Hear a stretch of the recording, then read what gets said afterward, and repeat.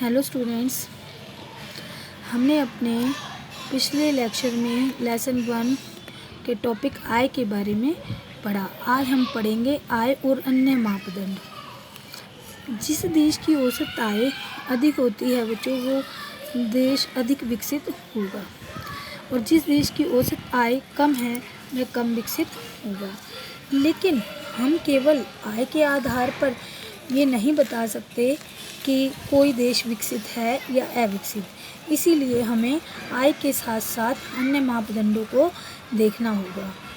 जब हम इसके लिए बच्चों हम एक उदाहरण लेते हैं। जब हम प्रति व्यक्ति आकांक्षाओं और लक्ष्यों को देखते हैं तो पाते हैं कि लोग केवल बेहतर आय के बारे में नहीं सोचते हैं, बल्कि वे इसके साथ साथ अपनी सुरक्षा, दूसरों से आदर, समानता का व्यवहार पाना आदि लक्ष्यों के बारे में भी सोचते हैं। इसी प्रकार जब हम किसी देश या क्षेत्र के बारे में सोचते हैं तो हम उसकी औसत आय के अतिरिक्त अन्य महत्वपूर्ण लक्ष्यों को भी देखते हैं। आइए जरा हम ये तालिका देखते हैं और इससे इस उदाहरण से इसे समझते हैं। देखिए, ये आपको ये 3 राज्य दर्शाए गए, हरियाणा, केरल, बिहार।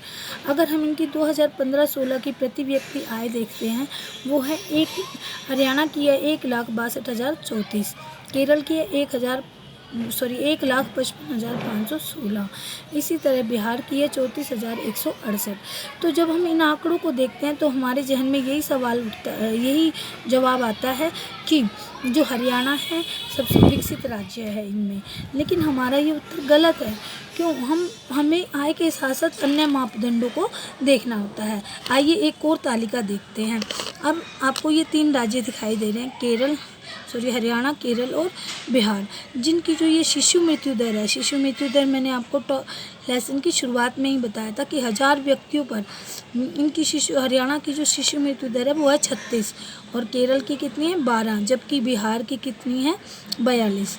यानी कि इसमें सबसे कम मृत्यु दर कौन से राज्य की? केरल की। इसी तरह से हम इन्हीं राज्यों की साक्षरता दर को देखते हैं। हरियाणा की कितनी है 83%, और केरल की 94%, ऐसे ही बिहार की 62%। तो इसका मतलब इनमें सबसे ज़्यादा साक्षरता दर यानी पढ़ा लिखा होना ये कौन से राज्य का है? केरल राज्य का। इसी तरह आता है निबल उपस्थिति अनुपात, ये इनमें कितनी आयु से ली गई? 14 से 15 की।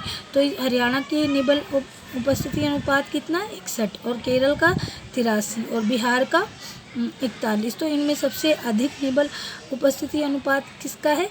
केरल का। इस तरह से बच्चों अब हमने ये जाना कि अकेले आय ही नहीं, इसके साथ साथ और भी ऐसे मापदंड हैं जो किसी राज्य को विकसित या अविकसित दर्शाते हैं। इस तरह अब केरल ना होकर हरियाणा ना होकर केरल राज्य एक विकसित राज्य माना जाता है। इसके बाद आता है बच्चों सार्वजनिक सुविधाएं। सार्वजनिक सुविधाएं क्या होती हैं? ऐसा क्यों है कि हरियाणा में औसत व्यक्ति आय है जो केरल की औसत आय से अधिक है? देखो, ऐसा क्यों है कि हरियाणा की जो औसत व्यक्ति आय है वो ज़्यादा है, लेकिन उसके बाद भी जो केरल है वो विकसित राज्य है। क्यों? इसका कारण ये है कि कुछ महत्वपूर्ण क्षेत्रों में वो केरल से पीछे है। कौन से महत्वपूर्ण क्षेत्र? जो हमने अभी पढ़े, शिशु मृत्यु दर में, साक्षरता दर में, है ना, तो वो केरल से पीछे है। इसीलिए जो केरल है वो हरियाणा से अधिक विकसित राज्य है। और बच्चों ये क्या कारण है कि जो केरल है वो हरियाणा से ज़्यादा विकसित है?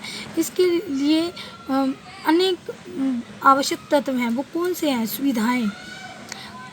यह आवश्यक नहीं होता कि जेब में रखा रुपया सारी है और हम उससे सारी सुविधाएं खरीद सकें जो हमारे बेहतर जीवन के लिए आवश्यक हैं। उदाहरण लीजिए, प्रदूषण मुक्त वातावरण। ये तभी होगा जब इससे प्रदूषण को हम कम करने की कोशिश करेंगे। ठीक है, हम एक उदाहरण लेते हैं। हम एक गांव में रहते हैं जहां सिर्फ एक बच्चा ही स्कूल जाना चाहता है, तो उस गांव में स्कूल नहीं है, तो क्या वह स्कूल जा पाएगा? जब उसके गांव में स्कूल नहीं है तो वो स्कूल नहीं जा पाएगा। लेकिन अगर उसके माता पिता के पास पैसा है और वो उसे शहर भेजना चाहे तो वो चला जाएगा। लेकिन अगर वो उसे शहर या बाहर भेजना नहीं चाहते तो वो शिक्षा प्राप्त नहीं कर पाएगा। इसी तरह से हम देखते हैं, दूसरी तरफ देखें, बहुत सारे बच्चे हैं जो स्कूल जाना चाहते हैं और अगर सरकार ये देखती है कि यहाँ पर ज़्यादा बच्चे पढ़ने वाले हैं तो वो वहाँ पर या तो कोई सरकारी स्कूल खोल दे या फिर कोई निजी कंपनी स्कूल खोलेगी तो सारे बच्चे पढ़ पाएंगे। ठीक है ना। इसलिए बहुत से लोग मानते हैं कि सरकार को स्कूल खोलना चाहिए। हालांकि बहुत से ऐसे राज्य हैं जहाँ पर मिड डे मील और बच्चों को 8वीं कक्षा तक फ्री किताबें दी जाती हैं, है ना। लेकिन फिर भी बहुत से क्षेत्रों में बच्चे अभी भी पीछे हैं और मुख्य रूप से लड़कियां वो उच्च शिक्षा प्राप्त नहीं कर पाती हैं क्योंकि जो उनके गांव में जो मिडिल तक 8वीं कक्षा तक विद्यालय होते हैं वो वहीं तक शिक्षा प्राप्त करती हैं, लेकिन उच्च शिक्षा के लिए उन्हें दूर नहीं भेजा जाता क्योंकि सरकार या समाज ने इसके लिए उन्हें पर्याप्त सुविधाएं उपलब्ध नहीं करवाई हैं। अगर सरकार गांव में हायर एजुकेशन के लिए विद्यालय खोलती है तो वो भी संभव है कि वो शिक्षा प्राप्त कर पाएंगी।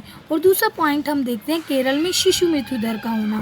केरल में शिशु मृत्यु दर बहुत कम है क्योंकि यहाँ पर स्वास्थ्य और शिक्षा की मौलिक सुविधाएं पर्याप्त मात्रा में उपलब्ध हैं, इसलिए वहाँ की शिशु मृत्यु दर ना के बराबर है यानी कम है। इसी प्रकार कुछ राज्यों में सार्वजनिक वितरण प्रणाली भी ठीक ढंग से कार्य करती है तो वहाँ के लोगों का स्वास्थ्य भी ठीक रहता है।